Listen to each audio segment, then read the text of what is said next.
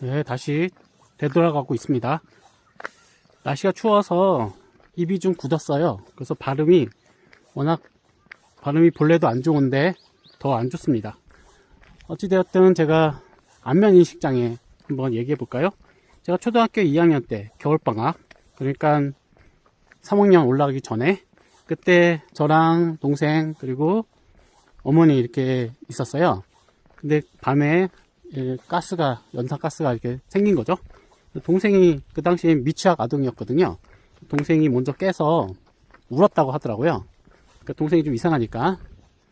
그래서 어머님이 일어나서 이거는 좀 사고가 생겼구나, 이제 본능적으로 깨닫고 동생을 바깥으로 이제 데리고 나간 거죠. 근데 저를 다시 구해야 되는데 어머니가 거기서 기절을 하셨대요. 그리고 나서 깨가지고 저를 다시 구했는데, 그러니까 저는 동생보다 가스를 좀 더 많이 마신 거죠. 어떻게 보면은 그냥 약간의 사고가 아니라 생과 사를 왔다 갔다 했었던 그런 상황이었던 거예요. 저한테는. 제가 좀 그런 일이 좀 많이 있었습니다. 죽을 뻔한 적이. 아마도 이때도 그런 일 중에 하나였던 거죠. 그래서 제가 가스를 좀 많이 마셨어요. 동생은 그런 문제가 없는데 저는 이렇게 문제가 생긴 거죠. 단기 기억 장애, 그리고 이 안면인식 장애도 이게 단기 기억 장애거든요. 단기 기억을 잘 못하는데 암기력이 떨어지는 거죠.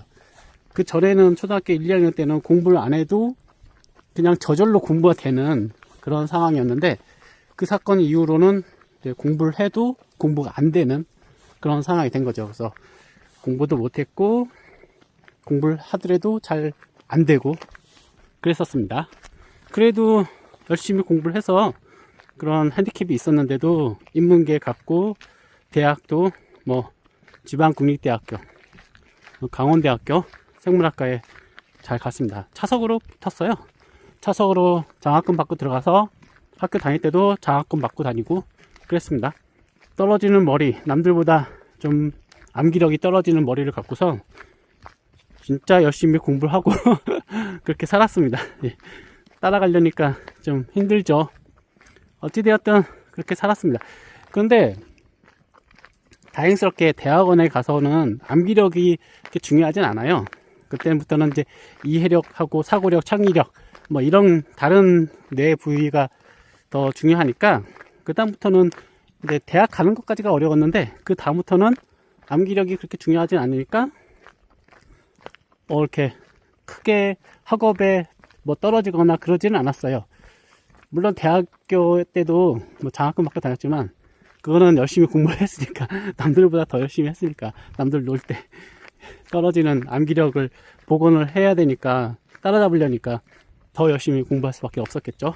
어찌되었든 제가 그런 경험이 좀 있었습니다. 그러니까 이 연탄가스 중독 사고가 저한테는 아주 굉장히 컸다, 죽을 뻔했다, 이 정도. 그리고 그걸로 인해서 제가 단기 기억장애, 그리고 암기력 떨어지고 그러면서 안면인식 장애가 생긴 거죠. 안면인식 장애는 이제 얼굴을 기억을 못하는 그런 겁니다. 네, 다시 이어서 얘기하면, 제가 그때 사고로 인해서 죽다 살아났죠. 어떻게 보면 암기력이 떨어지고 안면인식 장애도 생기고 그랬습니다. 그래서 암기력이 떨어져서 공부를 못했어요. 공부가 잘 안 됐거든요. 그래도 어떻게든 꾸역꾸역 노력을 해서 했다. 그리고 안면인식 장애는 사회생활이 너무 힘들었습니다. 그러니까 학교 다닐 때는 맨날 보던 애들이 그 친구니까 그게 문제가 없었는데, 장기 기억에는 문제가 없으니까. 근데 대학교를 가니까 이게 문제가 생긴 거죠. 특히나 이제 대학생이면 이제 소개팅을 하는데 다음 날이면은 그 여자애를 기억을 못 하는 거예요. 생까는 거죠, 한마디로. 그 친구는 저보고 이렇게 재수없다, 그렇게 생각을 했을 수도 있었을 것 같습니다. 근데 이제 여기서 이제 오해를 풀어야 될 게 뭐냐면, 제가 그 친구를 싫어하고 그래서 생각한 게 아니라 얼굴이 기억이 안 나니까. 모르는 사람이 모르는 사람. 어떤 아이는 저한테 이렇게 소개팅하고 나서 저한테 와서 말을 걸기도 했었습니다. 그러면 제가 그 친구가 누군지 기억이 안 나는 거예요. 어디서 만났지? 막 이러는 거죠. 그래서 겉으로는 그 친구가 이렇게 얘기하면 그래 뭐 이렇게 대답을 하지만 속으로는 머릿속에서는 계산을 막 하는 거죠. 어디서 만났는지 기억이 안 나니까. 이게 사회생활이 굉장히 좀 힘들었습니다. 그래서 본의 아니게 대인기피증이 좀 있었던 것 같아요. 그러니까 새로운 사람 만나는 걸 두려워하진 않아요. 그냥 그게 저의 어떤 모습이다. 저의 그냥 환경이 그러니까 그거에 적응이 된 거죠. 어떻게 보면. 그래서 뭐 대인기피증까지는 안 간 것 같습니다. 사람 만나는 거 무서워하진 않았어요. 하지만 일부러 사람을 만나는 것 자체를 그렇게 좋아하지는 않았다. 그런 거는 좀 있습니다. 그래서 이 대인기피증까지는 아니더라도 사람 만나는 걸 좀 좋아하진 않는다.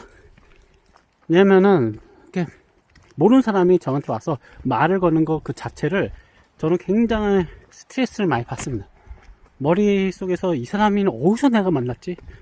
어디서 만났기에 나한테 아는 체를 하지? 막 이런 거를 저도 모르게 막 하니까 스트레스가 좀 심해요. 새로운 사람 만나는 걸 그다지 그래서 좋아하진 않습니다. 물론 지금은 세포 맞고 나서 40살에 제가 10살쯤에 제가 그런 사고를 당했잖아요. 40살에 세포를 맞고 제가 세포 맞고 치료가 됐습니다. 그런데 그렇기 때문에 제가 내가 안면 인식 장애가 있었구나를 그때 알았던 거죠. 치료가 되고 나서 보니까 내가 이런 삶을 살았었구나, 그런 걸 알았던 거지, 그 전에는 제가 문제가 있었다는 거를 몰랐습니다. 왜냐면 남들도 다 그러는 줄 알았던 거지. 어느 날 갑자기 제가 딱 생긴 건 맞지만, 문제가 생긴 건, 근데 아주 어렸을 때, 초등학교 2학년 때 그때 생긴 거라서 그냥 그거에 적응하고 그게 그냥 그런 삶인가 보다, 남들도 다 그런가 보다 하고 살았던 거죠. 근데 세포 맞고 나서 치료가 되니까 내가 문제가 있었구나, 그때 이제 알았던 거죠.